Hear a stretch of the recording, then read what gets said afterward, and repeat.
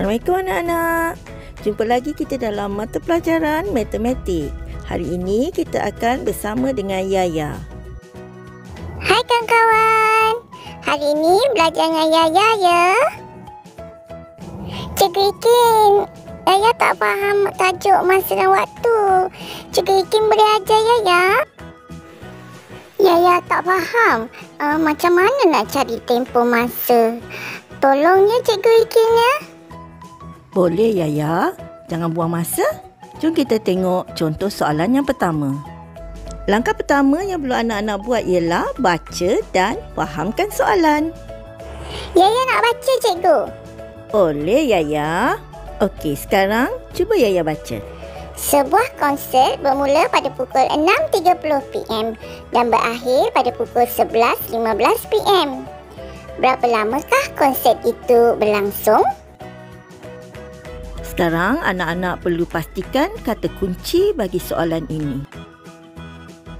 Ya, kata kunci bagi soalan ini ialah berapa lamakah. Maka kita perlu gunakan operasi tolak. Okey cikgu, berapa lamakah mesti guna operasi tolak? Baiklah, seterusnya kita cari maklumat daripada soalan ini. Maklumat yang pertama ialah waktu mula, iaitu pukul 6.30 PM. Pastikan anak-anak menulis maklumat dalam sistem 24 jam. Yaya ingat tak macam mana nak tukar kepada sistem 24 jam?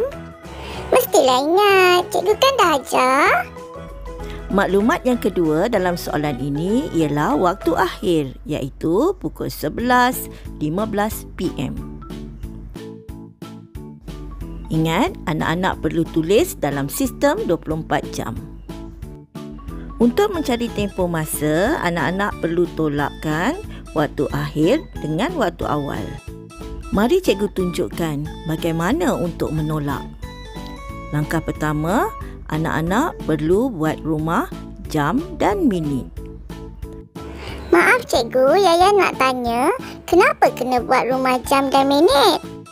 Kita buat rumah supaya kita dapat asingkan unit jam dan unit minit.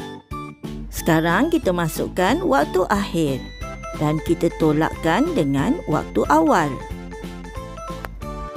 Cikgu, 15 minit tak boleh tolak dengan 30 minit kan? Ya, betul tu Yaya. Sekarang kita perlu pinjam dari rumah jam. 23 jam tinggal 22 jam sahaja. 1 jam sama dengan 60 minit. Maka kita tambahkan dengan 15 berjumlah 75.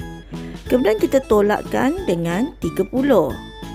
Maka kita akan dapat jawapan 45 minit. 22 jam tolak 18 jam, jawapannya 4 jam.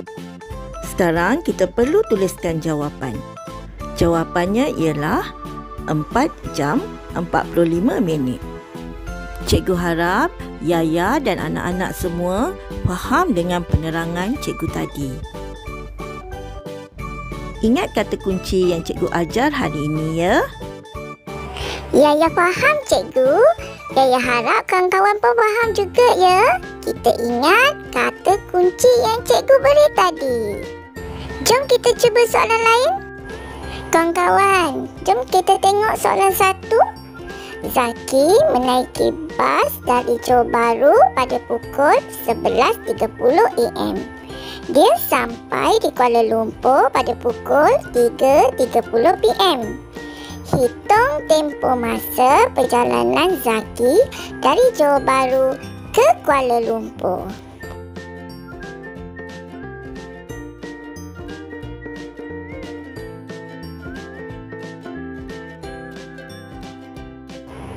Ini pula soalan yang kedua.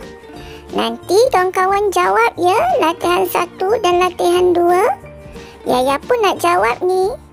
Okey, bye kawan-kawan. Jumpa lagi. Cikgu harap Yaya dan anak-anak semua dapat menjawab soalan yang cikgu beri tadi. Semoga anak-anak berjaya. Kita jumpa lagi dalam episod yang akan datang. Bye anak-anak.